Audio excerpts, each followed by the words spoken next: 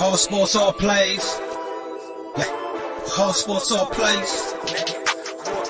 All sports, all plays. 365, we making a plays. You talking the game, get you through the days. Behind the court, the dime in the lane. Variety topics never the same. All presentation, sports information. Hitting the airways, taking the nation. All sport, all plays. Like working your faces. Grace at the field, so tie the laces. All sports, all plays. Network. All sports, all plays. Network. We on top of our game. All sports, all plays. All sports, all plays.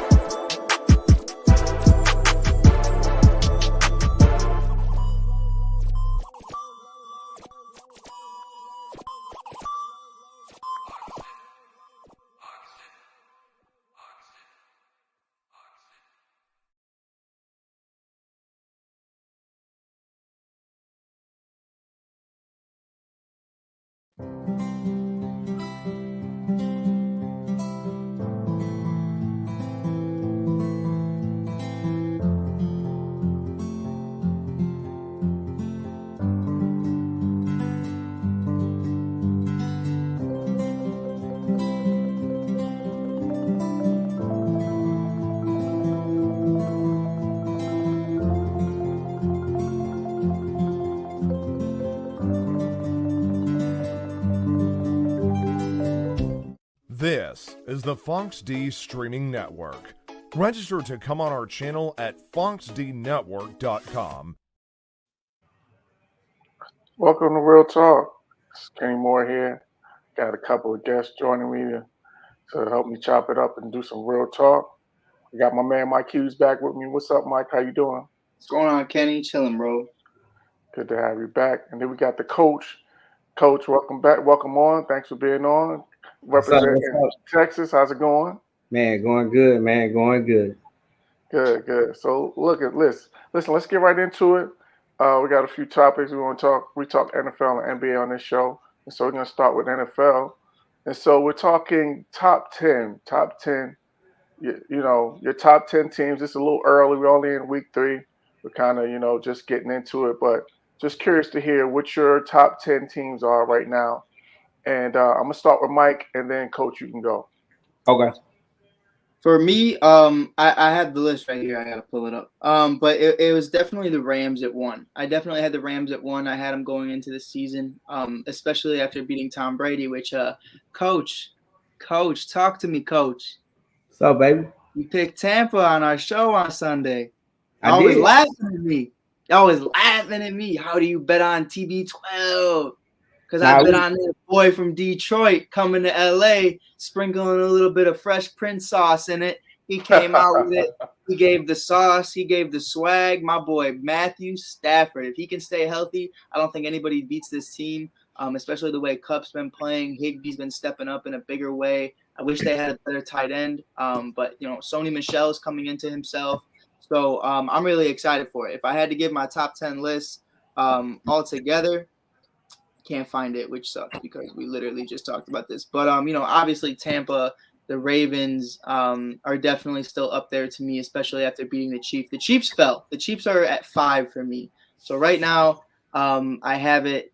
I think my list was Rams, Tampa, and then I think I had Ravens, Green Bay, Cowboys, Chiefs, and a couple others. But I think the Bills are definitely still in there. I think there's a lot of great teams. Tennessee. I'm really excited for it. I think it's way too early, but those are definitely my top 5 right now. Yeah, that's exactly what this is, a way too early top 10 list. Yeah. For sure. Go ahead, Coach. Who you got? Hey, that quarterback, where is he from? Which one? Stafford? Yeah. He's from LA, isn't he? No. Nah, he's from Texas, boy. Texas? Why do you think he said it? Come on, I knew he was. I knew he was somewhere hot. That's what I knew. Hey, what's up? Hey, what's crazy about it? Even Stafford, they actually, my high school played him in the state championship game. Okay. Hey, he's from Highland Park. Cool dude. But anyway, man, my top 10, I'm gonna go with the Broncos at 10. I'm gonna go 10 down. Okay. I got the Broncos at 10. I got Carolina at 9, just because I think they're both proven. They haven't really just played anybody to have that that win to be like, hey, I belong.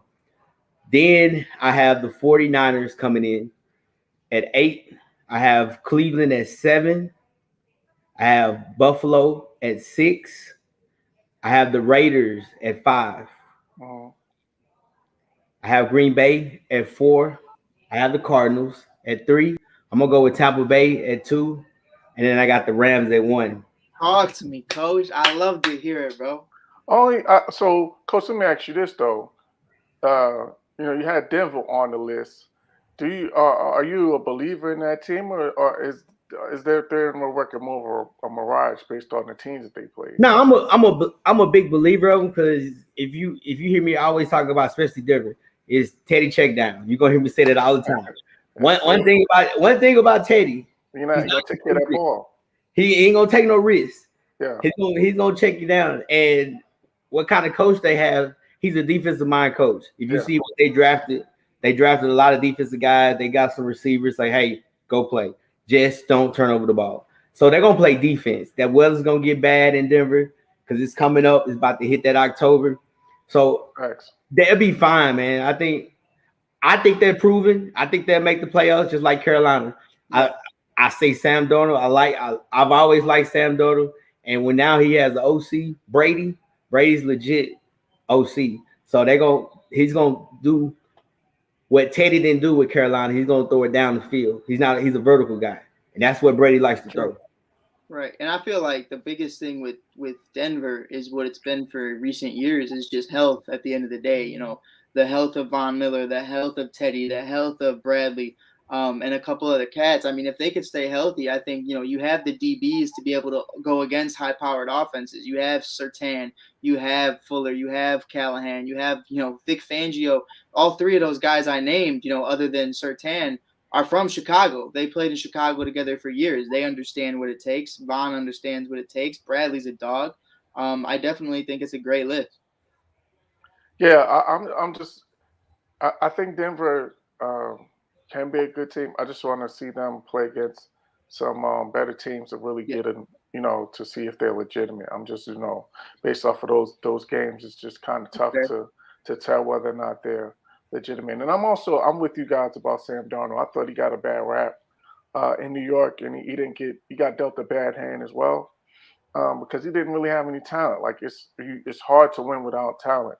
It's hard to win without skill position players, and he didn't really, he's playing with wasn't playing with a full deck. So I'm just glad he's got an opportunity in Carolina. As a Cowboys fan, I hope he stinks up the joint this week, but but that's besides the point. But let me get to my list. I got the Rams number 1. I'm gonna go 1 to 10, and then I have the Bucks 2. I got Bills 3. I got the Browns at 4. I got the Cardinals at 5. The Raiders at 6. Cowboys at 7. Ravens at 8. Packers at 9, and the Chargers at 10. Oh, did either one of you guys have the Packers on your list? I did. Yeah, I had the Packers. Okay, I couldn't remember. Packers on there.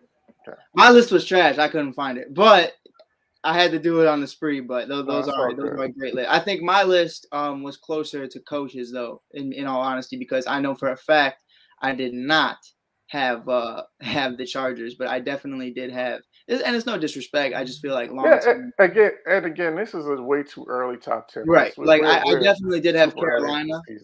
But Carolina was also. I wanted to ask you guys too, because Kenny, you kind of touched on it, and we have some time. We're waiting for everybody else to get in here.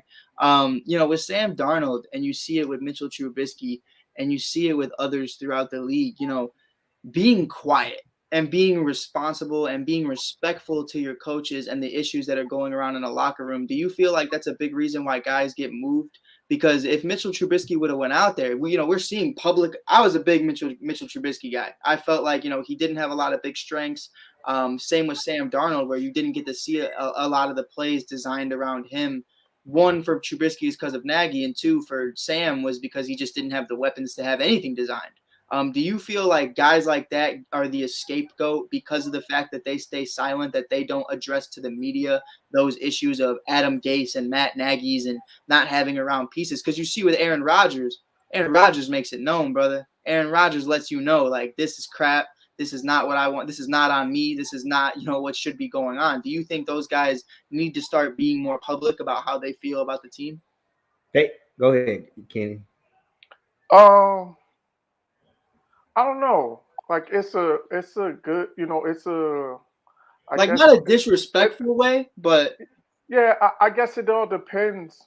So I think part of that too, it depends on your resume too. The more resume you have, the more leeway you get. So I think the deeper your resume is, you get more leeway and get more of an opportunity to say how you feel, as opposed to guys that are, and I think that was the problem with Sam Darnold is he just didn't have enough of a resume to be able to, speak his mind. right. And I don't know, and he might not have been that type of guy, like you said, and being in the New York market, it's a different market.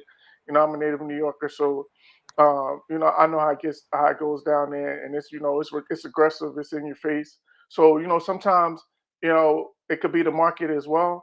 But I think it all depends on the resume. I think that gives you a little more rope, because like you said earlier, a guy like Aaron Rodgers, he's able to say whatever he wants to say because he's got all these years in the league, and he's had all these accomplishments behind him. So when he says different things or speaks his mind, it's taken it's respected more, it's received easier, and you're not knocked for it as much. So that's what I think it is. Now, I just think when you take Trubisky, you came in with Nagy. Nagy was supposed to be that great OC guru, and so like when you hear those things about these people, it's kind of like I'm just gonna follow his lead. So I just, like you said, it just depends really who they. Because when you come in as a rookie, man, it's just like coming in from junior high to high school or high school to college. You just take your lead, you listen, you look like yes sir, no sir. You trying to follow and see where your place is. And I think what a lot of them is, they don't know where their place is. And if you look, you say Aaron Rodgers, man, 15 years ago, Aaron Rodgers wasn't acting like this. Right. That's because he got discount double check and he got in the commercials. He started getting that cash. So now he's like, hey, I have the right now because I'm like a 2 or 3 time MVP player / I won a Super Bowl. So that's the thing. And if you go back and you look at it, you could take, that's why one of the biggest reasons Tom Brady left. Because for 20 years, he had to act like the kid in the middle, in the corner. Can't say nothing, get talked bad to. Because you look at Brady 2 years ago and you look at Brady now, he's doing more commercials. He's more open. He's having a blast. Yeah, and I think that's what it takes over time. It's all about the coaches, man, and how you make that person feel in that area. Yeah, I think the other thing is too is that sometimes it's the team that you're on too. Sometimes people, if it's not a marquee team, then people don't really care what you got to say anyway. Right. So that's part of it too. Right. Yeah. So let's move into this next topic. The rumors are heating up. They're heating back up around Deshaun Watson to Philadelphia. So the question is, do you think this is the right move for the Eagles with what we've seen from Jalen Hurts so far? What do you think, Coach? Man, to be honest with you, I live in Houston. I haven't heard anything about Deshaun. Deshaun is doing what the Patriots do. I'm gonna sit low and let time just pass by and then just go over it. But if anywhere, in my opinion, I said it from the beginning, it'd be Miami. They got more capital. They got more they can give up than going into the Eagles. Because I don't even think they don't have anything. They think they're almost broke. Yeah, that's a great point. You got to have some pieces to be able to. You got to have pieces to be able to, offer in a trade. And they want to break the bank to trade Deshaun Watson. So I think that's part of the reason why that hasn't happened. But also, let me go to you, Mike. Let me see what you think. Dude, like, what are we talking about right now? I'm a Chicago fan. I have no ties to the Eagles other than them breaking my heart in 2018 and that Nick Foles is on my team right now. So I have no animosity or no love towards Jalen Hurts. I watched a lot of Jalen Hurts in college, though. I definitely think Jalen is cementing himself as a leader. He's definitely being that guy. He's definitely doing a lot with a little. If you have this man in fantasy, I mean, if he's still in the waiver wire, pick him up right now. This guy's dropping 25 points a game. Like he's definitely cementing himself as that QB1. If I'm not mistaken, I do believe he changed his number to QB1 too. Like that's a dog mentality. I'm gonna wear two. No. I'm gonna wear 2 my first year because I didn't earn it, and then I'm gonna wear 1, and I'm gonna show you why I'm QB1. Why would I, despite regardless, I should say, of what happens with Deshaun, if he's innocent, if he's not, I don't like the way Deshaun was carrying himself before the acquisition or the accusings of him came out of what happened with all of that, and conversation for a different day. But before that, he wanted out of Houston. He wasn't giving it his all, and understandably so, because it's the Texans organization that you traded D-Hop, you traded JJ. But at the end of the day, Deshaun never really showed me that he was that team player kind of guy. He's definitely a dog. He can definitely win you some games. But I really like what Jalen's showing you. He's a lot cheaper. You have him for a lot longer. He's younger. He's not younger by much. I believe Deshaun's like 25. But I definitely think why would you do that? Why would you do something to shake up this locker room? First of all, I don't think financially, like you said, they can afford Deshaun no matter who they move. They have a lot of dead cap. They're paying guys who still aren't on the team as of right now. I think they're still paying Alshon Jeffrey, who's not even present. Wow. It's definitely a tough situation. I don't know if they're still paying him. I knew they were this offseason. But it's definitely one of those situations where financially I don't think it makes sense. And because of the way Jalen's playing, it's very early on, like we said, just like our predictions. But I don't see – he hasn't given me a reason to say, we have a QB1 on a rookie contract. Let's go out there for no reason. It's not like you're in a Super Bowl contending window right now. You definitely have time for Jalen to develop. So I say roll with Jalen. Yeah, I see your point there. I think the other part of it too is that, again, we kind of talked about it earlier with what you call it. Hey, Elaine, welcome on. What's going on? Thank you. Yeah, so I think the other thing is that you kind of go too quick. You make decisions a little too fast. We were talking about earlier with Sam Darnold, and you give up on guys too soon. Right. This is really Jalen Hurts' first year, full year. This is gonna be his first full year as a starter. Like, it's kind of, I think you'd be jumping the gun a little bit to make a deal. Now, don't get me wrong, Deshaun Watson is a top 5 quarterback, without a doubt. Or maybe top 3, depending on your rankings. But I think he wants to. I think another reason why it's a bad move is he wants to go to a situation where he's going to a contender. Right. So I think he would rather go to Coach's point. I think he would rather go to Miami than he would want to go to Philadelphia, because I think they're a little further along in terms of their development and being ready to really contend in the AFC. So I think they need to be a little patient. If I'm Philly, I'm giving them at least 1 year, 1 full year as a starter, and see what we got. See how the chemistry develops between him and those skill position guys. You got Miles Sanders and Jalen Waddle. So they got some young pieces, and if he's the guy, then you got a 3-headed monster right there of 3 young guys that you could build your team around and build together. So I think I would give it at least 1 year. And like you said also, in terms of Deshaun's legal situation, you got to wait to see how that's going to play out. Without a doubt, you got to be really giving up what they're looking for in terms of draft capital or trade capital. That's a lot to ask for a guy where you don't know when he's going to be on the field. I see your face there, Coach. Like you got something to say. Coach, I got a question for you though, because I know you're gonna lead into it, and I kind of want to play off of what you're about to say. What's that? For you, as a coach, I've been on so many teams. I've coached a couple teams, and I'm kind of at this point in my life right now where I could play with just about anybody. I've played with gangbangers, I've played with nerds, I've played with the nicest kids, the meanest kids. But despite what happens with Deshaun, say he's innocent, say whether it's proven or not, he pays off these people and then the case goes away.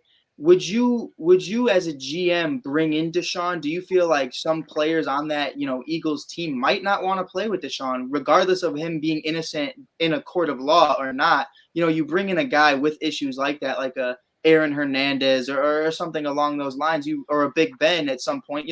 At some time, even AB said something about comments about Big Ben's off the field situation. So would you do that? Would you sacrifice Jalen's reputation for Deshaun's? I mean, if I was Deshaun, I wouldn't go to the Eagles, number one. Oh, without a doubt. But you got to look at it as this. And this is, you look at Deshaun and the whole situation. From what we hear, because I'm in Texas. Right. The rumor was pretty much he got butt naked and said, what can he get? If they said nothing, he pulled his pants up and said, okay. That's all I hear about it from what people say. So other than that, he got issues, but he hasn't really in a locker room, you probably get over it because guess what? If he had, I mean, people make mistakes, people do stupid stuff. Everybody's gonna forgive him and let him play. Like, that's why I say one thing about it, if he goes to the Dolphins, man, if he clears everything, if I was the Dolphins, I would, if the Texans said they want 2 first-round draft picks, I would give them 2 first-round draft picks. Because you got to see because at the end of the day, it's kind of like the Rams. When was the last time Rams had a first-round draft pick? What, Aaron Donald?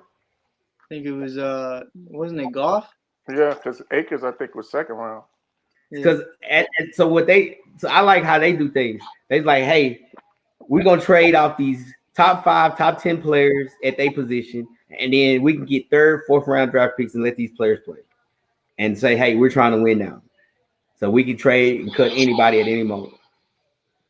So draft picks is, man, it's just a hope and a wish when you can automatically, like the quarter. Who was the quarterback for the Dolphins? Tua.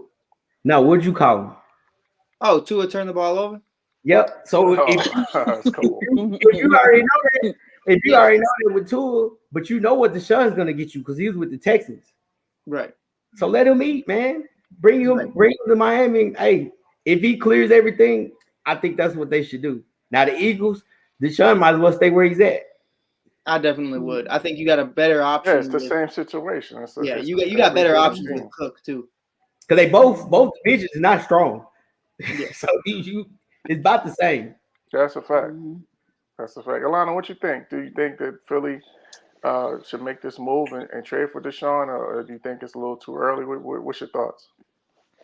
I think it's too early. I think we haven't really got a full sample size of Jalen Hurts yet. I think it would be kind of unfair to him because he hasn't really got a chance to prove himself all the way. Like you said, like even you alluded to it, this is kind of his first full year. So I think we should at least give him the year and they can kind of weigh their options towards the end of the year and kind of see how it pans out and see if there's potential there to build on it. If not, then, obviously they can do other options. But I think it would be I think it would be unfair, to pull the trigger on Jalen Hurts so soon, just because he hasn't really had a chance to like integrate himself with that Eagles team and be like the leader for real. And then on top of that, it's like they don't have a great defense either. So it's like there's so many things wrong that it's not, you can't place it at the feet of Jalen Hurts. Like that's not, I don't think that's fair as far as the full assessment for Philly. Now, obviously there's things that he can do well, but that comes with time.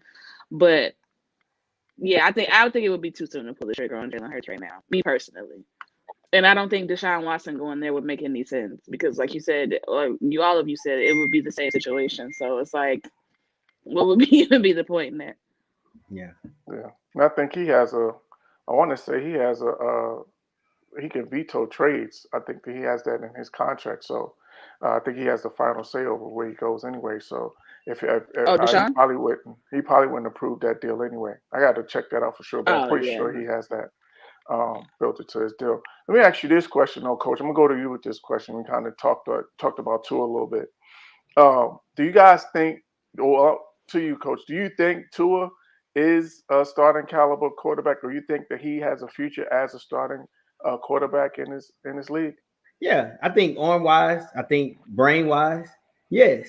Body wise, no, because he can't stay healthy. I think that's one of the biggest. If you go back, you look at it. He got hurt in college twice, 2 years in a row. 2 years he got hurt, then he got in the NFL. He got hurt. I think so. It's just, I don't know. He's just one of them guys that just can't stay healthy, man. Yeah, that is true. All right, so let's move to the next topic. Let's talk about running back. So The question is what's going on with the running back position? Currently in the NFL, there's only 3 running backs that are considered top 5 running backs that are in the top 10 in terms of yardage through week 3. So what do you think is going on? Why do you think, and I'm going to go to you, Alana, first. Why do you think, or what do you think the state of the running back position is in the NFL right now? I don't think it's valued as much because I don't think it's as necessary anymore. I think a lot of NFL offenses nowadays are kind of predicated around the pass because that's what sells. That's what people want to see. We want to see the long plays. We want to see, a receiver take off from a certain amount of yards and see how far he can go. The ground and pound is not really, it's not what's the attraction is anymore. And there's not a lot of consistent enough, I think, running backs that come into the league that have a long staying power. I mean, which that position doesn't have a long staying power anyway. But just from what we've seen in recent history is that most running backs don't really pan out too well. So I think it's kind of diminishing the position. I think it's going to end up being one of those situations where, like how in the NBA, how they have the stretch 4, I think it's going to kind of turn into something like that. Like they're going to take the running back position and kind of just spread it out a little bit more and not be the traditional ground and pound. But yeah, I just don't think that it's not a main attraction that like it was like back in like the older, what I'm saying, like in the older days, in the older eras where it was like ground and pound football. We're gonna run the football down your throat, and if we have to, then we'll air it out. Nowadays, it's like if we have to, we'll run it. You know what I'm saying? It's just kind of the momentum is kind of changed there. So that's me personally. That's what I think. So. Yeah, I agree. What you think, Mike? I think she hit it on the head. I mean, that's why she's the GOAT. But I mean, to tie into that and to move it forward, I think it's more of quarterbacks evolving and quarterbacks changing than the running back position in a whole, because guys like Lamar Jackson, guys like Josh Allen and Kyler Murray, they weren't common. We had Michael Vick, and that was really it. We had a couple guys who would go out there on a limb and could get you those extra yards if they needed to, but the plays weren't designed like that. Plays weren't designed for guys like this. Really, the only other guy I could really think about is Colin Kaepernick. Was actually one of those guys who could Cam Newton. Right. He Cam Newton as well. Cam Newton is one of those guys who can go out there and get Cam. Super Cam was a different breed. But it was definitely one of those things I take into consideration. I mean, like back in the day, it was all right, you got Jay Cutler, so Matt Forte is your one and only. You were really stuck on the guy that you pay, and you're gonna do that. We see with Mike McCarthy now. I don't care how much Zeke is paid. I don't care if he gets $90 million. Pollard's the faster back, so if I want him in that position, I'm going to put him in that position. If I want ground and pound, I'll put in Zeke. I think you're implementing guys to their strengths. I think we're so deep now, especially in the draft. You're finding great wide receivers in the 4th, 5th, 6th round. Not wide receivers, running backs in those rounds. I definitely think the game is changing. It's unfortunate for the market of running backs. I do feel bad for them because, you do deserve those checks because of people ignore it. I know Coach can be one of those guys to speak on it. Like running backs are without a doubt taking some of the biggest hits throughout that game aside from the quarterback position and maybe the offensive line. These guys are getting banged up. These guys deserve those checks. But unfortunately, the way the league is going, Coach thought I was going to say something out of pocket. Nah, I'm listening.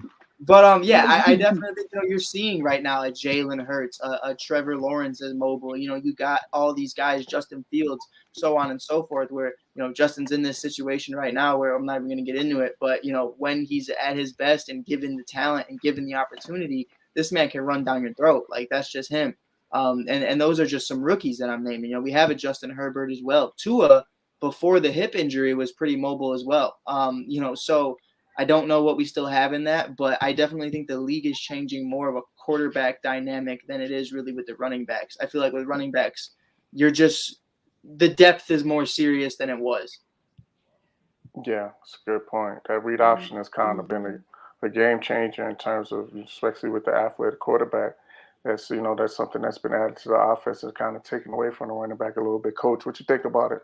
Nah, I mean, I like everything they said. I think a lot of only running back that you have legitimately is Henry. It's just straight downhill. Now, if you look at a lot of the teams, your running back has to be able to catch the ball out of the backfield. And now it's still early in the game. Usually, especially when football season, defense always moves faster than offense at the beginning because they're still trying to gel, trying to figure it out. And then a lot of teams now also, they're pretty much, hey, we're gonna load this box and we're gonna see if you that quarterback that we think you are. I mean, you go back from the first game of the season, you look at Tampa and Dallas.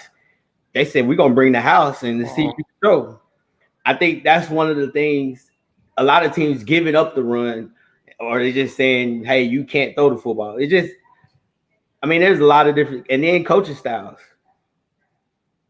All the coaches are now they're in that Madden age, so they're look. Let's chunk it across the field. Let's throw it all over the field because they're in that Madden age. When I played Madden, what you do? You didn't run the ball that much. You just ran it when you need to. So, but I agree with everybody said, and then I'm a big believer at the running back position. You can go 2-3 running backs at a time and pay them $5-6 million, and so now you can go get that D lineman, or you can get that receiver, or you get that O lineman that can block for that quarterback and throw the football. Yeah, I think that's the biggest thing is that we've went from a running league to a passing league, and then also this is the era of the two-back system.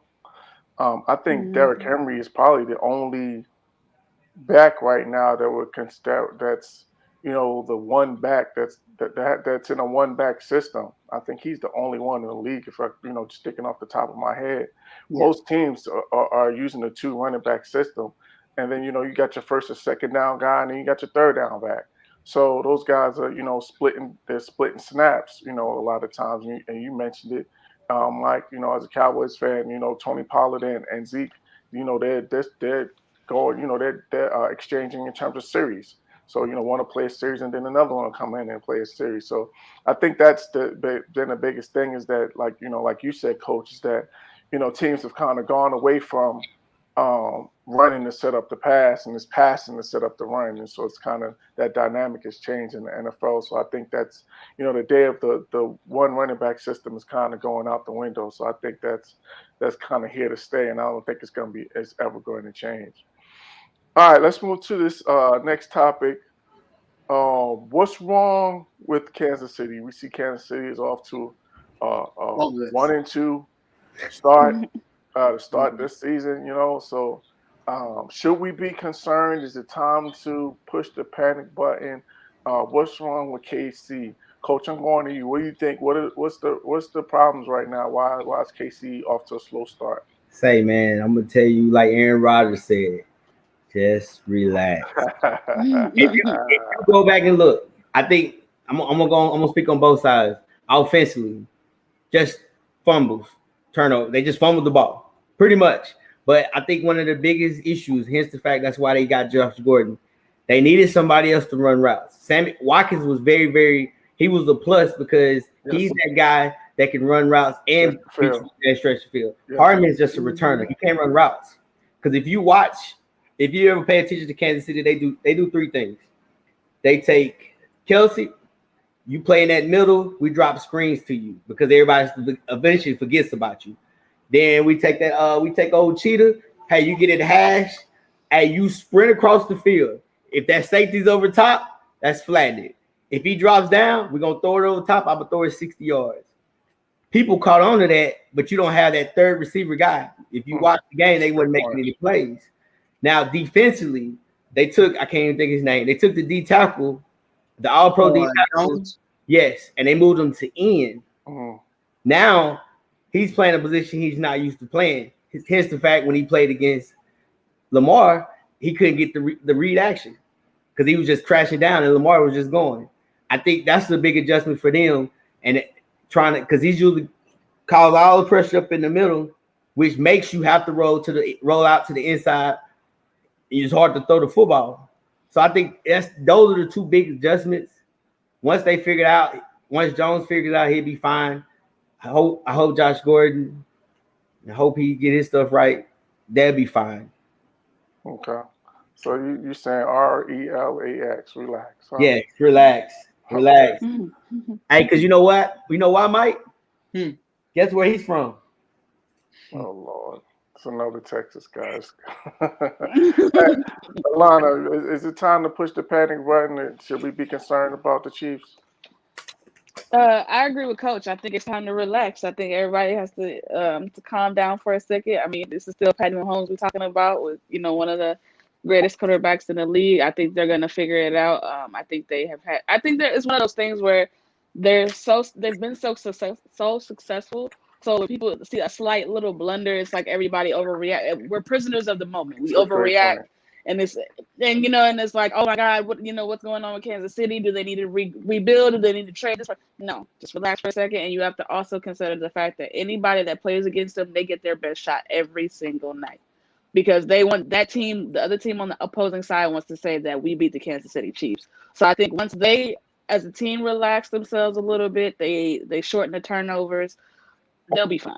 Like, they're gonna be right back in contention, so they'll be perfectly fine. And I think Josh Gordon, if, like Coach said, if he can keep this up together, I think that helps them a lot. Because Patty Mahomes he likes to air it out, so he would be. Josh Gordon is perfect for that. But yeah, they'll be fine. They'll be good. Okay. What you think, Mike? Time to panic, or we need to be concerned? No, it's definitely not time to panic, but it's definitely something to take notice of. I was always one of those guys. I love Patrick Mahomes. I love his game. I wish he was a Chicago Bear. I wish that would have went down the way it did, but it didn't. You know what I mean? We take Mitchell Trubisky. But what I was always saying about Patrick Mahomes is, as gifted and as talented and as intelligent as he is, I feel like we still don't know how he's truly going to play with an average to a Green Bay Packers type, Aaron Rodgers type offense. You were gifted an amazing hand, and I'm not going to discredit him for that. He's amazing. He does what he does, the no looks, the deep balls, everything. The man couldn't read a defense for the first 3 years in the NFL and still won MVP and still won a Super Bowl. He went on record and said that. So, but at the end of the day, you have Watkins, you have Kelsey, you have Tyreek, you have Andy Reid, you had a great O-line, you had Kareem Hunt, you had all these guys.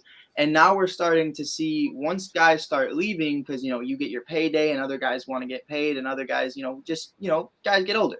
We're really starting to see what Patrick Mahomes is made of. And I think, for me personally, I'm not taking any discredit from him, but a lot of it was, this is the next GOAT. This is the next GOAT. This is the next GOAT. And talent-wise, I think he's definitely one of the best in the league. But I think what also makes him so great is having Hall of Famers surrounded by him all the time, and having great depth, and having 1,000 guys on the field at once who could start on 32 different teams.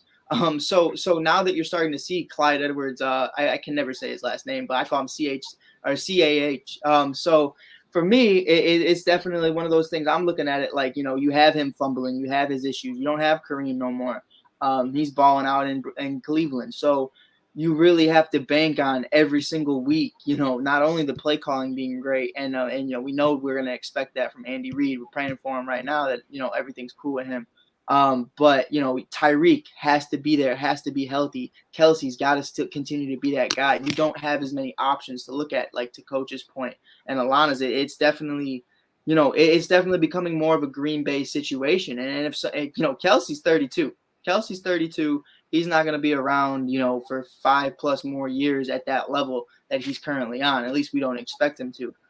So I'm interested to see how Patrick Mahomes continues to get better. I'm not discrediting him. I'm just saying, you have to continue to fire up weapons. I mean, they can afford these weapons. You can bring in guys. So I think Josh Gordon is a great addition.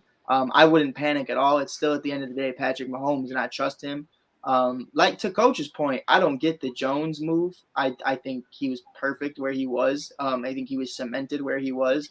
I think that's another conversation we're having, though, is guys are leaving this team, so you got to move guys around, and it's just not a perfect scenario. So you're starting to see the flaws of the Kansas City Chiefs just because they're not stacked, but that doesn't mean they're not a good franchise. It doesn't mean they're not a good team, and I definitely think if you still had to play them in February, you still give them their respect, and you still pick them to win 9 times out of 10. Yeah, I'm with you guys. I don't think it's time to panic, but I would be concerned about their defense. I think the offense is going to figure it out. And even, the fact of the matter is the 2 games they lost is 1 possession game. So it wasn't like, these are games where they weren't having an opportunity to win. Yeah. So, so there's no need to panic, but I would say I would have some concern about their defense. I'm just not sure how that defense is going to hold up for throughout the season. And the great thing is they have such a prolific offense that they can put so much pressure on you offensively that may take some pressure off the defense. The fact that they can run out to early leads and kind of take the pressure off the defense, that's probably what they're going to need to do. But I think that's the only thing that would concern me about the Chiefs is their defense. I'm just not sure if they have enough talent on that side of the ball to carry them going deep into the season and into the playoffs. So it's going to be interesting to see how they move going forward, and we'll see what happens. All right, let's cover this last topic for the NFL, and then we'll jump into a little NBA. Let's talk some Cincinnati Bengals. They're 2-1. They're playing the Jags right now. And the last time I looked, they were down 14-0. But they're off to a 2-1 start. Do you think, are they legit? Are they for real? Do you think they can win the division? Let's start with you, Alana. Are the Bengals legit? Do you think they can win the division? Absolutely not. No, I've trusted the Bengals too many times in past history to ever trust them again. So I'm gonna say no until it happens. It's always gonna be no for me. I think with the Bengals, I think that they have potential. Maybe in a year or two, especially with Joe Burrow being back. And I'm interested to see kind of how he develops along as the season progresses. But no, I'm never gonna believe in a Bengals team ever. Like it's just not. Until they show me something, it's always gonna be no for me. So I mean, it's good for them starting off for 2-1, but I don't take them serious as of yet. I understand, Coach. What do you think? You believe in the Bengals? Nah. Never believed in them. Not gonna believe in them. I'm gonna be very quick on this one. They ain't gonna make it. They gone. Go ahead, Mike. That's it. Yeah. Like, come on, man. I'm gonna be very short on it too. Their defense is scrappy, but they don't win games because of success. They just play hard. I believe in this offense. I believe in Jamar Chase, T. Higgins, Joe Burrow, Joe Mixon for the future. But like we said, do I really believe in Joe Mixon being a part of the future? I have no idea because, you get a new running back every 2 years. But I definitely believe, and Boyd as well, you have a great offensive unit right now, especially if Joe Burrow can continue to flourish. And I think, that's set up for success. That is a Kansas City Chiefs type team. If T. Higgins can be that, number one option on a lot of teams and, Jamar Chase is generational, Joe Burrow stays healthy. I think you have a lot of great cats on that offense. But overall, as an organization, I will never trust them in my life. So and that's coming from me, out of all people. Matt Nagy literally went on public to try to kill Justin Fields, and he still has a job. So who am I to speak? But that's another point, though. The team you lost to was the Bears. You got that out of your system on Monday. You still going with that, Mike? Yeah, I'm still very upset. Mike is hurt. Mike is hurt. We got. I'm stay hurt. I'm stay hurt. But yeah. So, but you lose to a team like the Bears. So when you do have to face the Browns, if we had 4 interceptions, a pick 6, and like 5 sacks against the Bengals. If that was from the Bears defense, wait till you play the Browns, bro. And I'm telling you straight up, wait till you play Myles Garrett, wait till you play Clowney, Ward, Duplett, and all those other guys.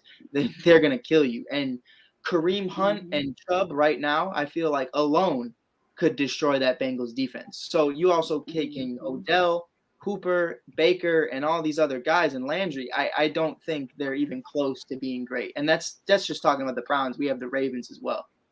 Exactly. Yeah, I'm with you guys. We'll just make it unanimous. You can't believe in the Bengals. We got 20 years of evidence maybe 40 years of evidence to tell us that there's no reason to ever believe in the Browns being a contender, especially not this year. Like you said, you got 2 teams in that division. That's probably 3 teams. I might even put Pittsburgh over them, to be honest with you. I would just because of experience. Yeah, exactly. And just off of culture and history. That you would put ahead of Cincinnati. Absolutely. It's good to see them off to a good start, but there's no way they're not going to be able to sustain that. So we'll just leave it at that. All right, let's move into let's talk some NBA. The hot topic right now is Ben Simmons. Ben Simmons is, we got a situation in Philly. Ben Simmons has said that He wants out. He wants no part of the team moving forward. So if you are the Sixers, if you're Doc Rivers, if you're Daryl Morey, if you're the Sixers front office, what do you do right now? Are you going to try to work it out and see if you can get him back? Or are you going to tell him to stay home, don't even bother, and we'll move you to another team? Mike, I'm going to you. What do you do if you're the Phillies right now? I mean, if you're the Sixers right now, are you trading Ben Simmons? Or are you trying to make amends with him? What are you doing? Forget him. Screw him. I'm done. Like, you try to fly out there, you try to have these conversations, and you tell us not to come. You tell us that you don't want to come. For what though? Like, here's my thing, and I think everybody can agree with me. James Harden deserved to act the way he acted when things ended in Houston because, Coach, hear me out, because of how things went throughout the history of Houston. You didn't really build around James. You didn't really give him those opportunities other than CP3 and a couple other times. But it's just a poorly ran franchise. He was there for a very long time. And my point is this, and you guys don't agree with me, James gave everything. James gave you MVPs. James gave you the stats. James gave you everything. What has Ben given to Philadelphia? What does Ben have to say? Well, you didn't build anything around me. Bro, we gave you Doc Rivers. We gave you Jimmy Butler, Tobias Harris, Al Horford, Joel Embiid, JJ Redick, and others for that 2019-2018 run. So for me, you not wanting to develop is why you're upset with me. That because I'm upset that you won't shoot the basketball. Coach, you can make any face you want. Bro, you haven't done anything to be upset. Hey, I'm going to say this. On, I'm sorry. Hey, Coach, go ahead. I'm going to let you cook. Go ahead. Hey, I'm going to cut you off for a minute. Nah, go ahead. This is God's honest truth. Ben Simmons pretty much gave the same thing that James Harden gave when the game was on the line. Come on, Coach. I ain't gonna say that. Come on, Coach. That's I don't know if I agree with that one. I don't know if I agree with that. Hold on. Time out. So when game 7, they shot 35 and missed 35 threes? Was Chris Paul hurt or no? It doesn't matter. He missed 35. They shot 35. Yeah, but he actually shot the ball. He wanted to shoot the ball. That's what I'm trying to say is James actually tried. He was going out there doing stuff. See, Mike, you're wrong, but you're right. And this is why. Because the thing with James Harden in Houston is that every person that James asked for, they got. So it was never a situation of they didn't surround him with it. It was they surrounded him with exactly what he wanted. But when it didn't work, it became the other person's fault, and they traded that person. Right. Like Chris Paul got a bad example. Like it was a bad example. Yeah. So like I said, you're wrong, but you're right. Like I get what you were trying to say, but at the same time, I think with this particular situation is, you got to trade Ben Simmons because it's uncomfortable now. It's uncomfortable for both sides. Did you guys hear what him, and it's uncomfortable. Said? Yeah, because again, I think that's the connection you should have made between James and Ben Simmons. Is like how Joel Embiid said, we pretty much predicated everything around you. We put the offense around you. Everything that you wanted, we gave you. Like everything, what our team was constructed as an offense was predicated off what you do well. So now that you're saying that because you're getting criticism, it's our fault, and you want to leave us, like that's the connection there, because it was the same thing with James Harden. Everything you wanted, we gave you. But then when it didn't work, now it's everybody else's fault but your own. And it's like, but you didn't bring, what did you bring? You didn't bring your part to the table. So it's like, but they got to get rid of him. They have to get rid of him because it's gonna get uglier, and he's gonna take more and more criticism. And I just hope that wherever he goes next, he's gonna be ready and prepared to shoot the ball, because everybody's going to be on it. That's going to be a thing now. Like they're going to play on that mental psyche because they know that that's a weakness for him. So. And that was the point I was really trying to make was what has the 76ers, and Coach, I kind of want to throw it to you because we know how Lana feels. We know how Kenny's going to feel. You know, in a minute he's going to give his part. But for you, what has the Philadelphia 76ers really done to upset Ben? Asked you to be better? Asked you to be that number 1 draft pick, asked you to be that guy that you are in practice, that you shoot all of these threes and you're hitting these threes in practice. We give you all these pieces. you asked for Jimmy Butler to not be re-signed. Like that was one of the biggest things to me because you didn't like the mental toughness that he brought and he tried to push you to be great. I'm gonna be straight up honest and say it's gonna go down like this. If Ben Simmons stepped up and actually played the game of basketball from an offensive perspective the way he should, they would have won an NBA championship that season. I feel like they would have beat Toronto. Ben Simmons did nothing that entire series. Not a single thing. I think with Golden State being injured and the things that happen with KD, if those things still happen, I still see them beating them. You know what I mean? If KD's healthy and Clay's healthy, that's a different conversation. But you know, if those injuries happen and you play that Warriors team, we're talking about champs right now, and we're not even having this argument. But you don't want to develop. You don't want to be better. You're just comfortable where you're at, and that's not the way this league is going. And you got guys like Luka, Curry, all these guys cooking every offseason trying to be better. You got to be that guy. So what, to me, Coach, what has the 76ers done to even have Ben want to be upset? That's a great question. Man, to be honest with you, I really don't know. Like I said, I don't, because if you think about it, you didn't hear this coming out of LSU that he couldn't shoot. You didn't hear about this. It just happened out of nowhere. But he was not the only one. I can't even think of other boy they had drafted in the first round. Markelle Fultz. He couldn't shoot. Markelle Fultz. Yeah, Fultz. Yeah, like all of a sudden he couldn't shoot all of a sudden. So he had something weird going on with him though. Yeah, but that's what I'm saying. It's like a lot of them all of a sudden I don't get why they just can't shoot. So it's kind of he doesn't have to me. And when you look at Ben, he don't have to really be a shooter. He can be a point guard. He can distribute. He can play defense. Just make you free throw. But again, I mean, I don't know, man. I don't know what Ben's thinking. He's young, and everybody blamed him. Like it was his fault that they lost because he didn't shoot the ball. So if he shot the ball and he missed, I mean, it still be the same outcome. They still gonna blame you. You shouldn't shoot it. You should pass it. So I just think it's a willingness of not wanting to shoot is the problem, though. Right. That's the issue. Right. It's just that it's the timidness of not wanting to shoot is the issue. Because if I'm 6'11" and I got Trae Young on me, there's no reason I shouldn't try to dunk or lay the ball up. None. Absolutely. Like there's no reason to pass that out. Yeah, that's the play right there. Yeah. But that's the one. But if you sit there, you go back on it and you look. You go 2 years, and I'm just playing devil's advocate. Because if you go 2 years, they say, hey, you can't shoot. Hey, you suck. Hey, you can't shoot. Hey, you can't shoot. You can't shoot. And then all of a sudden he shoots. You like, what is this? You know what I mean? So he heard it for 2 years, complaining about his shooting. So I kind of understand why he wants to probably go somewhere else and feel more comfortable. But again, man, he's young. What, he's like 25, 24? Yeah, he's really young. Yeah, he's 24, 25. They blamed him for the last 2 years of not going to the finals because he's not shooting the ball. Right. See, but that's the thing. But you got to develop that. That's not an excuse. Right. You got to develop that.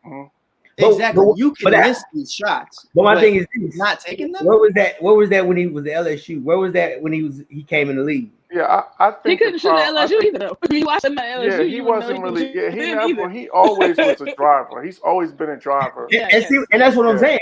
And if you take Rondo, he's a driver. But the difference with Rondo is that he wasn't afraid to take the big shot in the big moment. Like he would take the shot. He would be the penetrator and distributor and things of that nature. But when it came time in the fourth quarter, he wasn't afraid to take the big shot, in a clutch moment. So I think the problem with Ben is, and if I'm Philly, here's the problem that Philly has is that if you're trading him, you're getting 50 cents on the dollar. Like his trade value is pretty much at an all-time low now. Yeah, so if I'm them, like I'm trying to get him back and get him on the court. I may not necessarily, and I would tell him, look, like I'm gonna be straight up with you. Like, look, bro, your trade value, like I could trade you to Sacramento if you want to, but if you want to go to a team You know what I'm saying? Like, you want to go to a team where you got a chance to contribute and be on a contending team. Like, you're gonna have to show on the court that you got confidence in your shot. Because to me, this is what the problem with Ben is. He doesn't have confidence in his shot. I think this is and you talked about it with Fultz. It's mental with him. Because you watch the clips of him, you know, working out, and he's pulling up and he's shooting these shots, and he looks comfortable out there on the court. I think it's a confidence, and I think it's a mental thing. So it's a mental hurdle that he has to get over. And I'll go back, and you guys, some of y'all probably too young, but you can go back to Magic Johnson. When Magic Johnson first came in the league, he couldn't shoot. Like, they call him Tragic Johnson. LeBron James too. LeBron James. Look at Kobe. You talked about Rondo. Rondo struggled with his shot. But it's something that you work on in the gym, and I think it's a confidence thing, and it's a mental hurdle that he has to get over.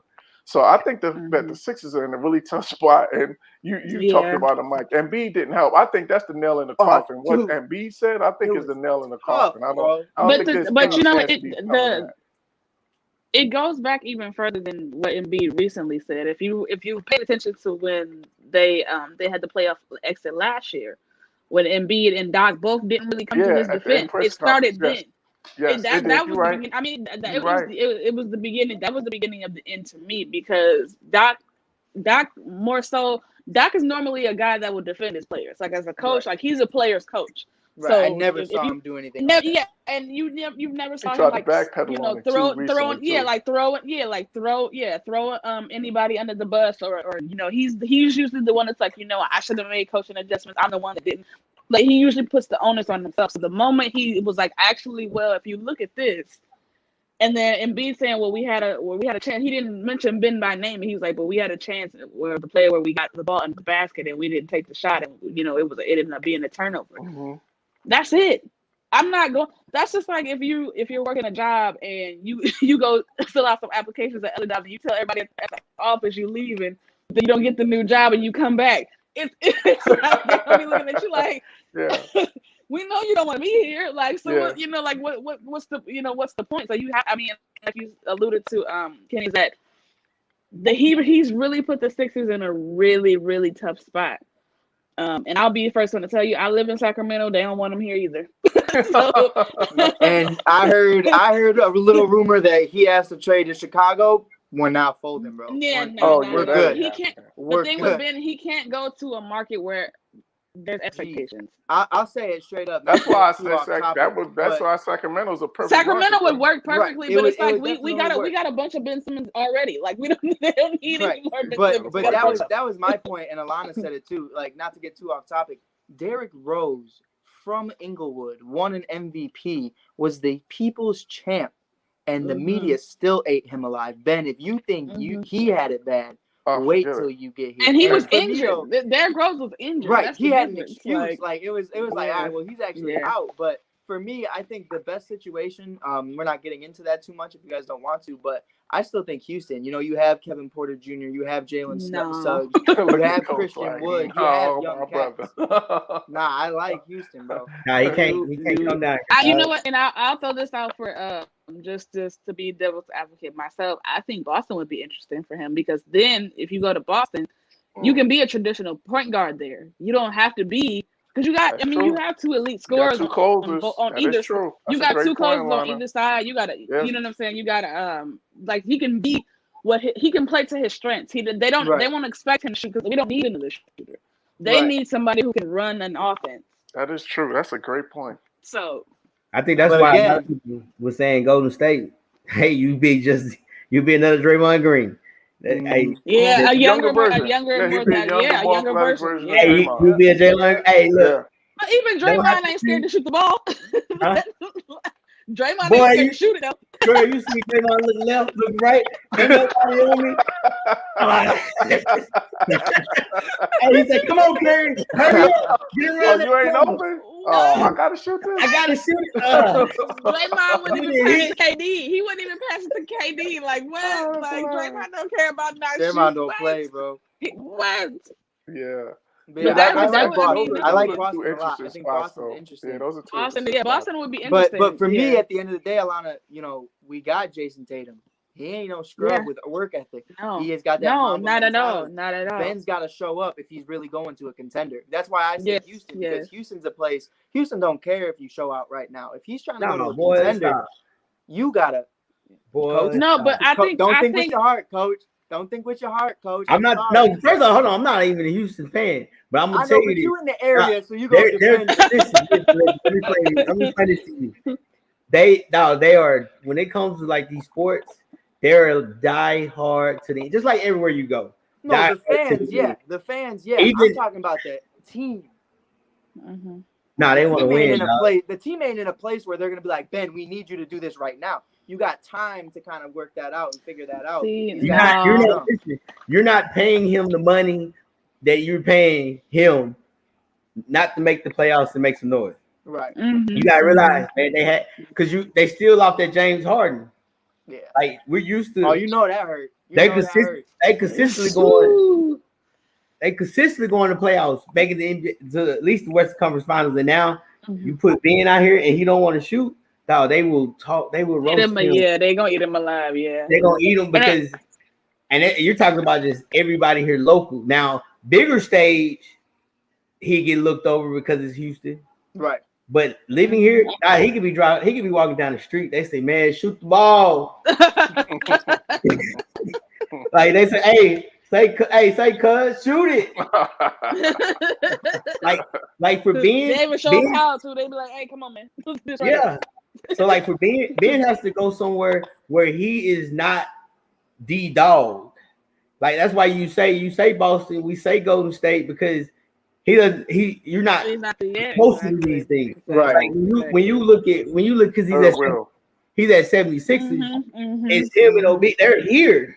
Mm-hmm. Like y'all first round draft picks, y'all got he got hurt the first year, you got hurt the first year. So y'all like here. Like so the expectation is for us to get us over the hump. But when you just the lone wolf. Yeah, it's different. People won't, you need to show that money.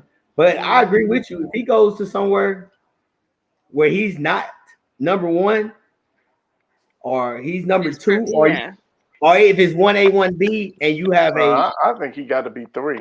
I don't even think he needs. He has to be 3. He has to be 3. He has to have people that he can pay. But it depends. Yeah. It depends. It depends on where you're at or what star you with. Because if you take Golden State, say Clay's. I hope he's healthy. Clay's hurt. Him number 2. Steph Curry he's so strong to be up. You take even LeBron, you take KD, like their style is so above, like their popularity is so high that it's not his fault. Right. See, my point I was trying to make to you was, you got to have that work ethic like these guys, because let's say, for example, Clay is either on a rocky start or gets injured again. Something happens to Curry, he gets injured again. Ben, without knowing, going into signing with this team or getting traded to this team, has to step up and be that guy. Yeah. If you don't have that work ethic, Clay's going to notice that. But Curry's going to notice that. So you got to be able to be that guy to be on a contending team. But if you really think about it, what was the real knock on 76ers? They don't work.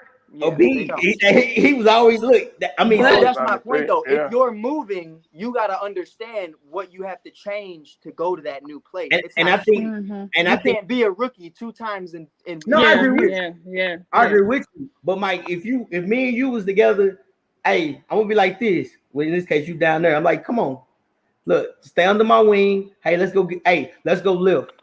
Hey, let's go shoot. You treat like your girlfriend. Right. Hey, if you look at your girlfriend, you're like, oh, she can kind of big, baby. Let's go walk. Tag. Let's go race. You gotta be real careful. Oh yeah, no, that's real. So you might get smooth, but that is real. But that is real. You have to with Ben. His issue is to shoot. So if he has a guy, a top dog, he can play. The top dog is gonna play bang. Because LeBron is not going to blame him. Right. At the press conference, LeBron said, hey, we got to. They'll trade him, though. Oh, no, he'll trade him. He absolutely trade him. LeBron would have flipped his. And I think he just quit.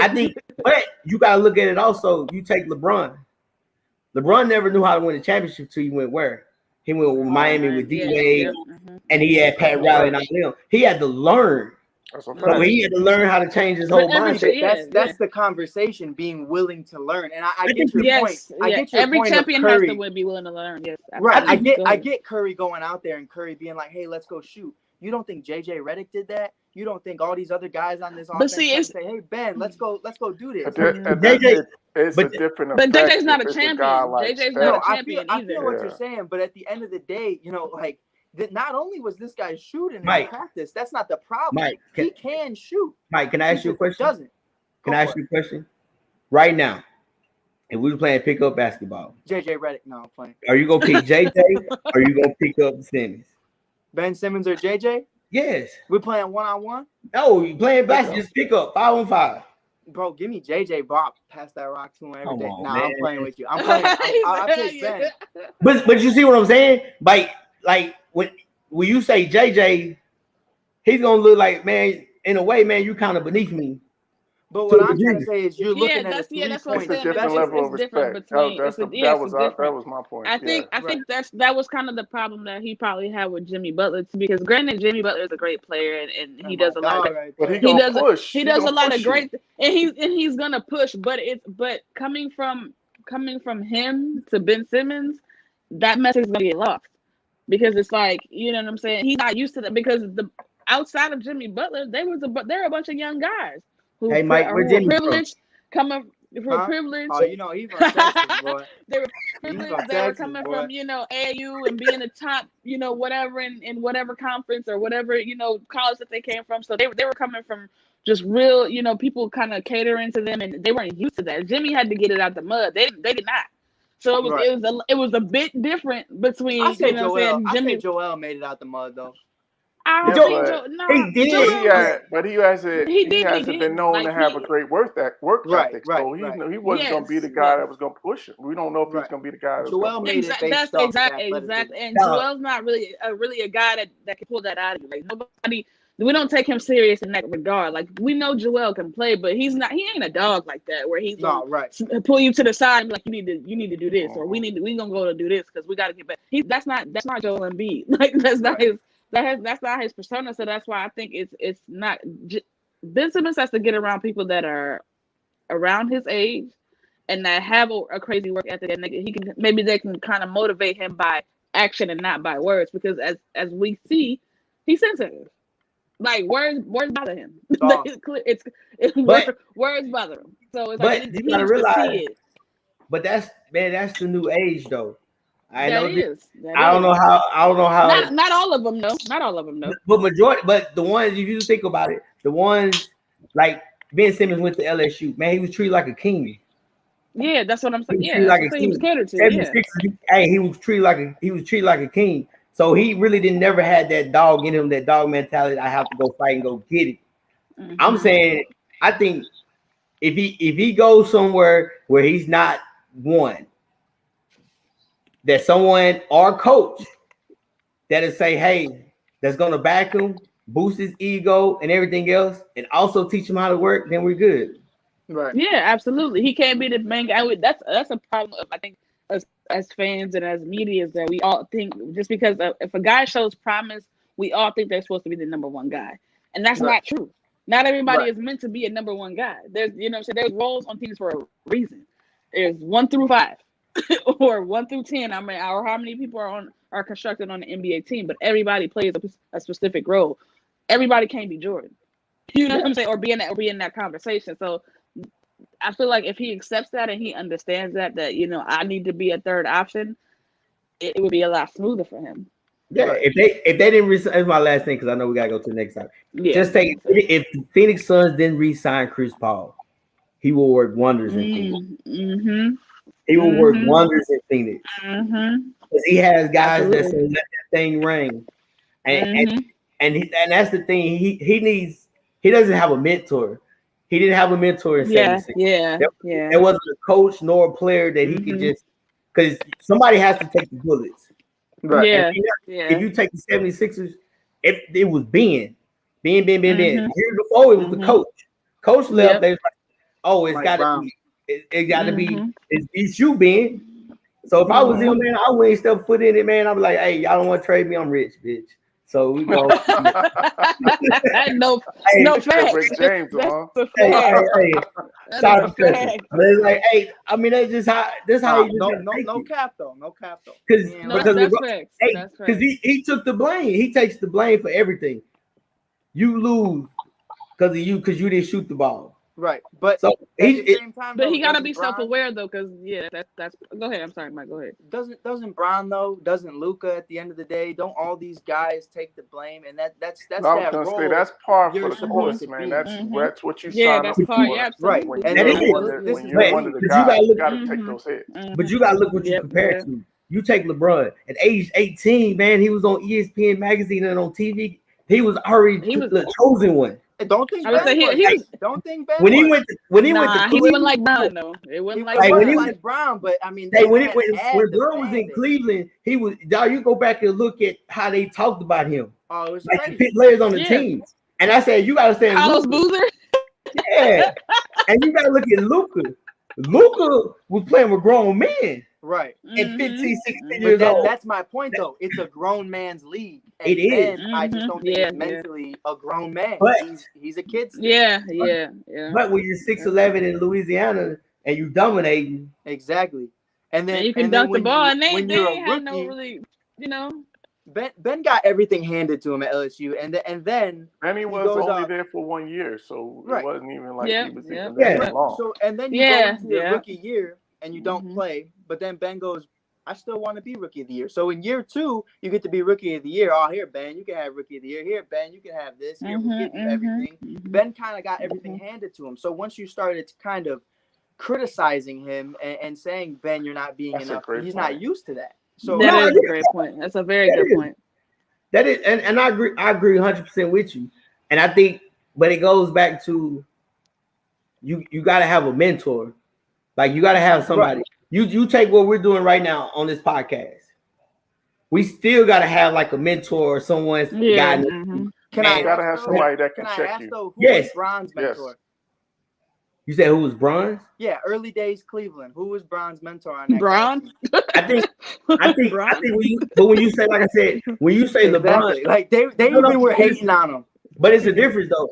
I think for Bron, it was his mentor, his drive was his mom. Because at the very beginning of his career, he was at everything. And he had a kid at 18 too, so that that's why he struggled early though, also in Cleveland too, because he didn't know how to lead. That's why he needed to go down to Miami and get with which I mean, he was to learn how to, he needed to learn how to lead, but he was taking how to get that. He was still, Oh no, he for sure. Yeah, exactly. That was exactly what I was gonna say, Mike. But Mike, if Ben took the shots and he missed, he's attempting. And listen, I don't feel him as much. The problem is that's one thing being able to not shoot. I didn't mean to cut you off, but like, no, you fine, bro. You can shoot. Like I've seen you shoot in practice. We've seen it shoot. We've seen in the training camp videos. It's the refusal. That's the issue. Right. It's the fact that you don't. That's the refusal. But it's like that. Here's the thing. Where is it like that? Because when you're in practice, it's a perfect example. A lot of players when they're in practice, you catch, you do this, boom. Practice world. But guess what? Here I think a lot of his issue is now you're in front of millions of people watching you. Your adrenaline's pumping. Now your form is not the same because you don't practice playing full speed. That's it. You got to practice playing full speed. But secondly, the thing about it is, and I'm not, again, I don't know what happened to it. Ben is Ben, and I'm not agreeing what he's doing or none of that. I'm just saying, I think with Ben, he's one of those guys, and I guess this is my coach looking like, hey, I have to boost his ego, make him feel comfortable to get the best out of him. Like, I can't yell out, shoot the ball. I might have to say, hey, let's play a game and let's shoot. You got to play. Yeah, you got. But at the same, right, but I think what you're saying is you got to build up his confidence. You got to build up his mental. Yeah. But also at the same time, you got to challenge him too. And I think the other point that you guys made that was really important is that I think it was too much too soon for him. He's never really had to deal with any adversity. This is the first time he's really had to deal with any adversity in his career. Right. I think that, because he hasn't had to deal with any adversity, he didn't know how to respond to it. And so I think this is what we're seeing from him. And that's why he's struggling. And that's why he's feeling the way he's feeling and why he wants to get out of Philly. But I'm going to say this and then we're going to move on to the next topic. I think that the Houston thing is not a bad thing because John Wall wants to be out. And if you John Wall's out, they released him. Oh, they released him? Yeah, no, he's not with Houston. No, he's not with Houston anymore. No, they gotta buy him out. Unless they gotta buy him out, else they're gonna eat all of that money. I think. Yeah, but I was gonna say that he's still there. Yeah, if it's a 50, okay. With his value being with Ben Simmons' value being where it is, I think a swap for him and John Wall. That would probably be a interesting trade that could happen for Philly because, like I said, where his value is right now, it's going to be hard for them to get a deal or get anything of equal value for him. So it's going to be interesting to see how this thing is going to play out. But let's move on. We beat that topic to death. Because I'm tired of that. Yeah, let's talk about Boston. We touched on them a little bit. What do you think Boston needs to do to reassert themselves at the top of the Eastern Conference? They made a couple of moves in the offseason. They brought back Al Horford. They brought in Dennis Schroeder to replace Kemba Walker. Do you think those are enough moves for them to get back to the top of the Eastern Conference? Or do they still need to do some more? Lana, what do you think? I think, and this is probably why I threw the Ben Simmons thing out there, I think that they still need a traditional point guard because they already have two dogs on both sides that can score the ball, and they have a pretty good bench, a decent enough bench that can keep up when the starters are off the floor. And I mean we've seen what Dennis Schroeder did when the lights were the brightest when he was with the Lakers, and it wasn't great. So I don't think that's enough. So I think you have to find something else there to kind of push them to the top of the Eastern Conference. And like I said, to me, what they're missing is a point guard. They have everything else works perfectly for them, and they can contend. It's just they don't have a true point guard. Kemba didn't really make sense because he's Jason Tatum in a point guard's body. Like that's what he thinks in his mind, at least. So that was his whole motive going in, as far as going to Boston. But I just think that they needed a traditional point guard, and maybe like another good 3-and-D guy.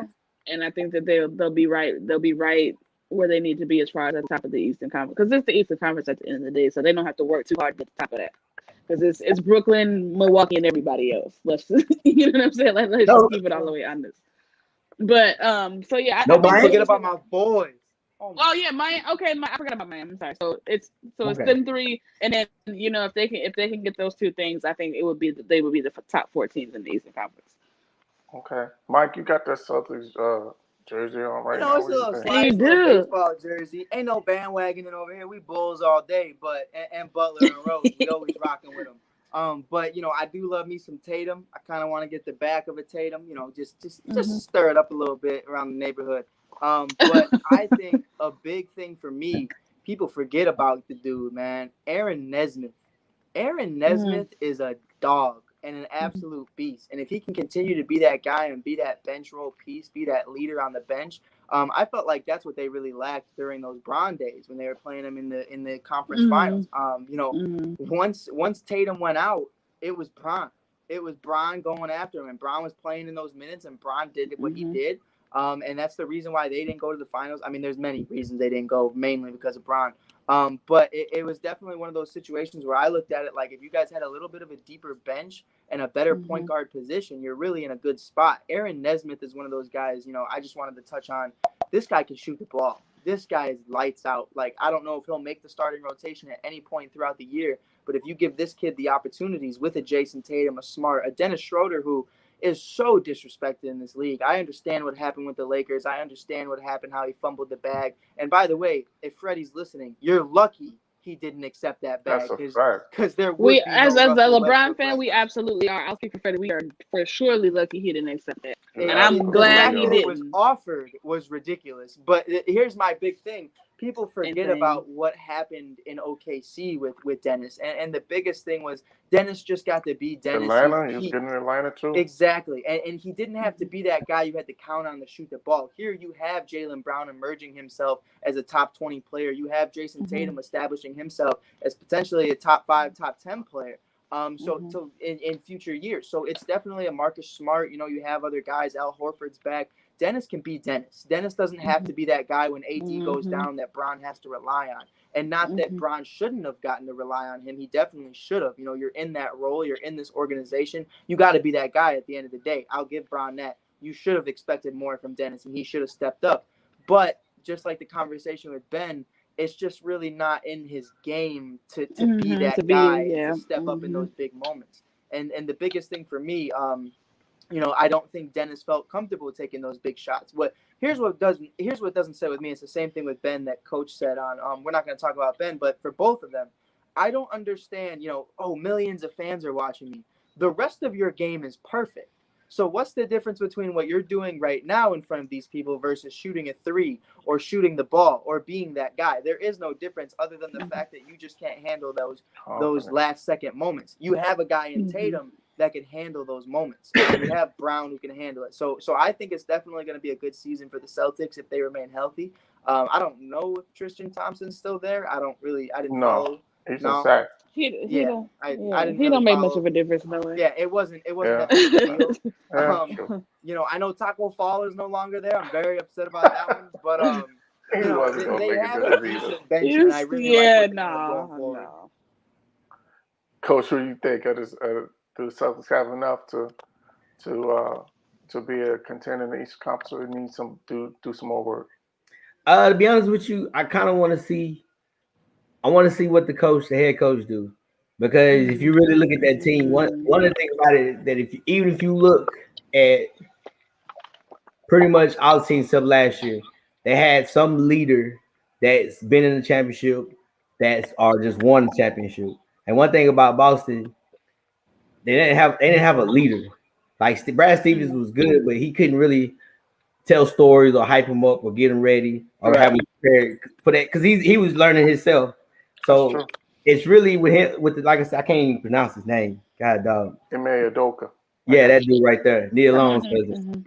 That's all That's what he's doing. Right. That's all I can tell you. There you go. Hey, but since he's been with the Spurs, so like he has that pop. He's with the Raptors. He was with Brooklyn. So he's been around where he kind of understands how to control stars, what he needs to push buttons. I think that's the most important thing, because like you said, every last one of you said, they got guys that can hoop.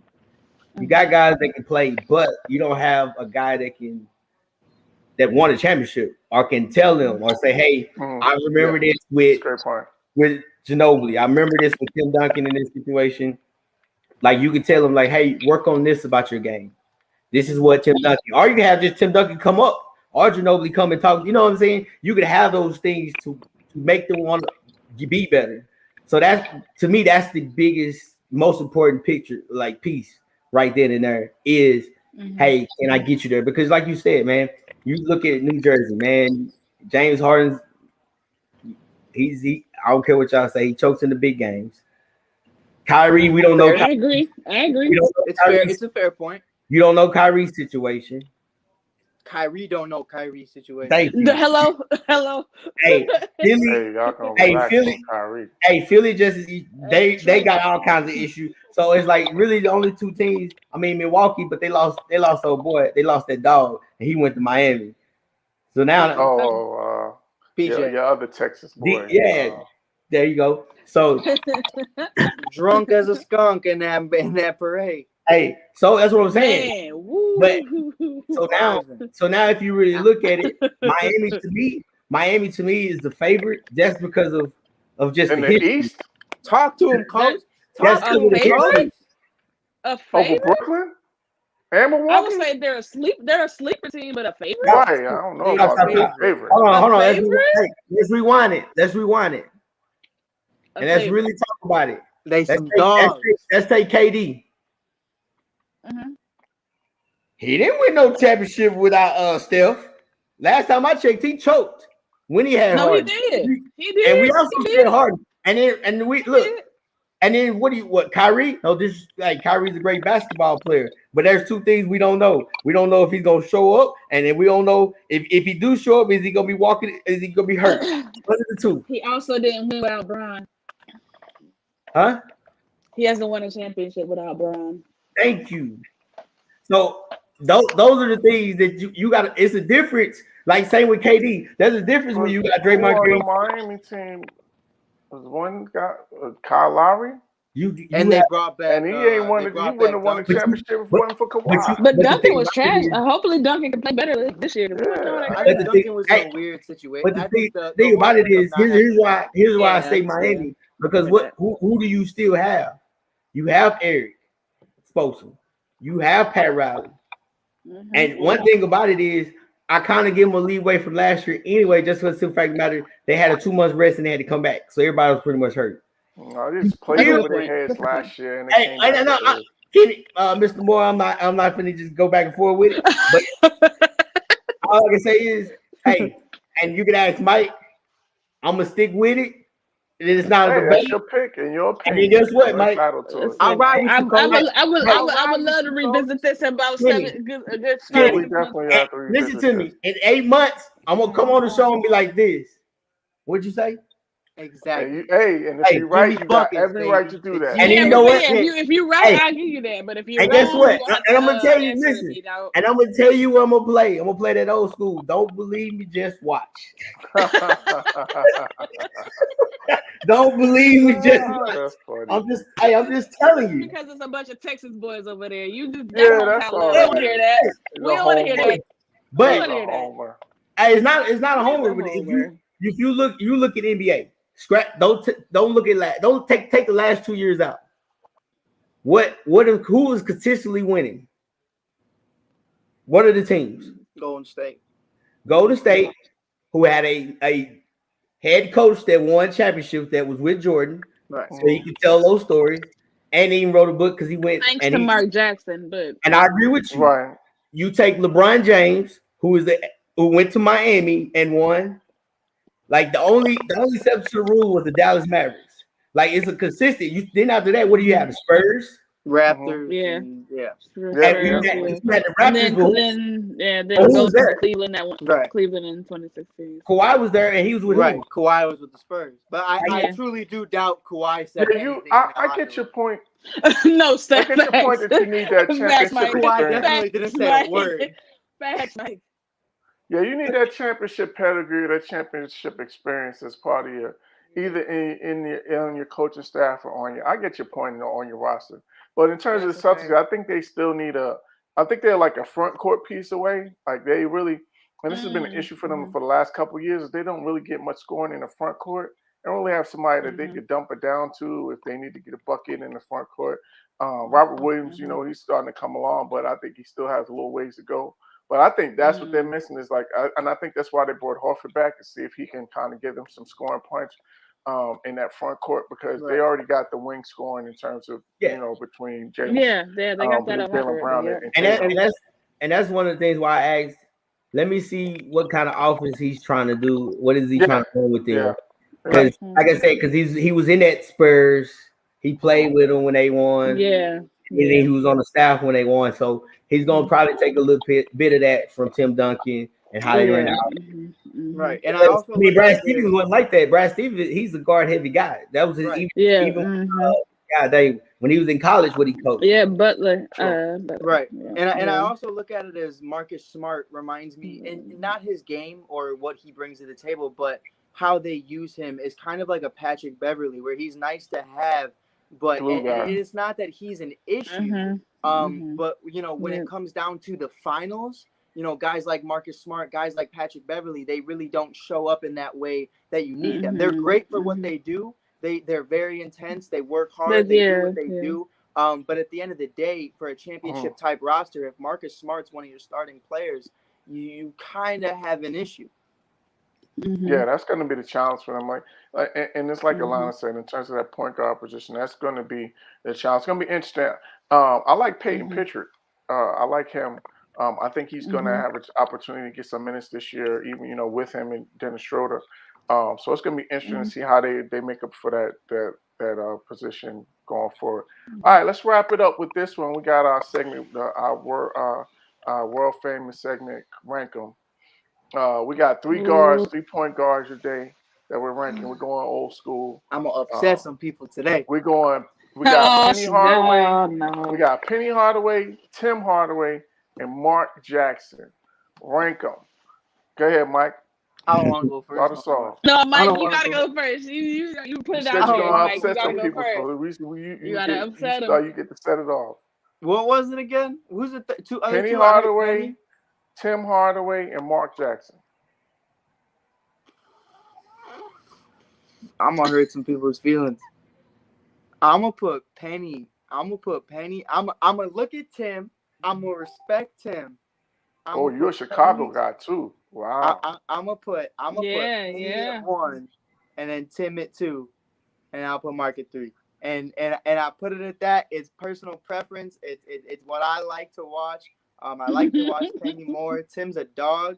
I'm gonna see Tim. I'm gonna respect him. But I'm gonna put Penny over him just because I felt like throughout his career, if it was a little bit healthier, there's a lot of opportunities there. Yeah, I get it. And Mark, respectfully, Mark was a dog, but respectfully, out of those two, my boy, you sitting at 3, and it's not your fault. It's a nice table to sit at. 3. Yeah, it is. I don't think any of us are going to not have Mark Jackson at 3. Yeah, it's a nice table to be at 3. Like, it's cool. Like, it's like being Draymond Green. That's fine. Like Curry. Yeah, that's fine. Yeah, I still got these titles. Yeah, that makes sense. It's like Rondo being 6th. Like, that's fine. This Lakers team stacked. That's fine. It is fine. It's great, actually. Man, I thought you was talking about you gonna upset somebody. Because if you didn't put Penny 1, I'm gonna tell you what I was doing. You go on YouTube and you look up Little Penny. You look up all Little Penny commercials. Because I know you might not know. Oh, I know. Classic. I was on that YouTube on the little tablet. I was watching all that stuff, bro. Hey, you go look up Little Penny, and you might have loved it because he had a girl with Michael Jordan. So you look that up. Man, you got to go Penny 1. You can go either way, in my opinion. It depends on what's your style. Like, if you want a true, legit point guard that's going to play defense, you'll go with not Tim, but the other one. I can't think of his name. Mark. But if you want someone to shoot that 3, you got to go with Tim Hardaway, man. He let it rain. Mm-hmm. Okay. So you got the Hardaways and Mark Jackson. I'm not mad at what that. Just happened? I don't know what just what just happened? I was going to ask you. I thought Google wanted to jump in on the topic. I was like, my boy. He just looked at me. You missed an hour and some change, my guy. Alana, who you got? Honestly, I would have to agree with Mike and Coach. I would go Penny, Tim, and Mark Jackson. I think you gotta have Penny at 1. I mean, just even without Little Penny, you gotta have Penny at 1 because what we're seeing nowadays, as far as like guys in their handle and their crossover, that's Penny Hardaway. Like, you know what I'm saying, like that.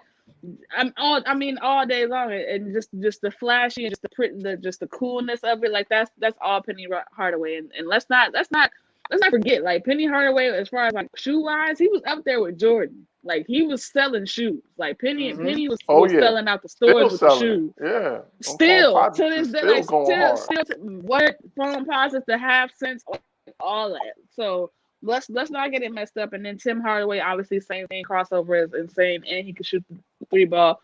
Mark Jackson, I think if we were ranking better leader, he would probably be number 1, but he's number 3 just for the simple fact that, let's keep it honest. We as NBA fans, we like the flash, we like the fun, we like the, you know what I'm saying, the swagger of it. And Mark was just, I mean, He was like a Jimmy Butler, honestly. He was just a get it out the mud dog kind of player. And and that's great. But when it comes to this list, he got to be third.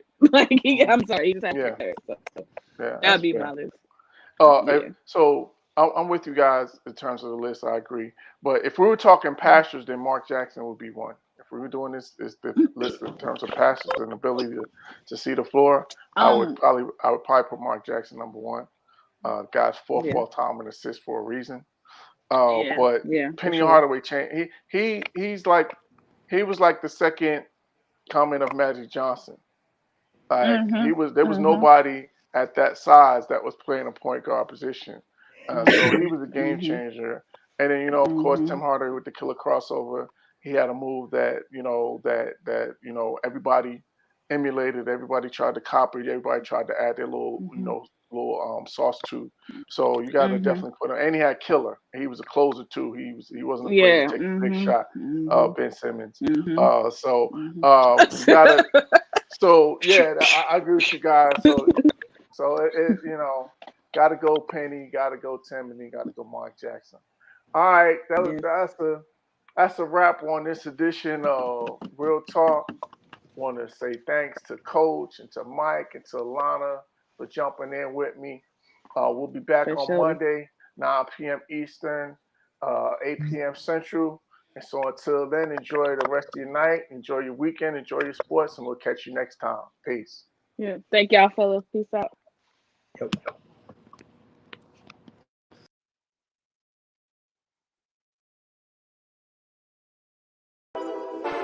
Whole sports, all plays. Whole sports, all plays. Whole sports, all plays. 365, we making a plays. We talking the game, get you through the days. We're high in the court, the dime in the lane. Variety topics, never the same. All presentation, sports information. Hitting the airways, taking the nation. All sport, all plays, like working your faces. Grace at the field, so tie the laces. Whole sports, all plays.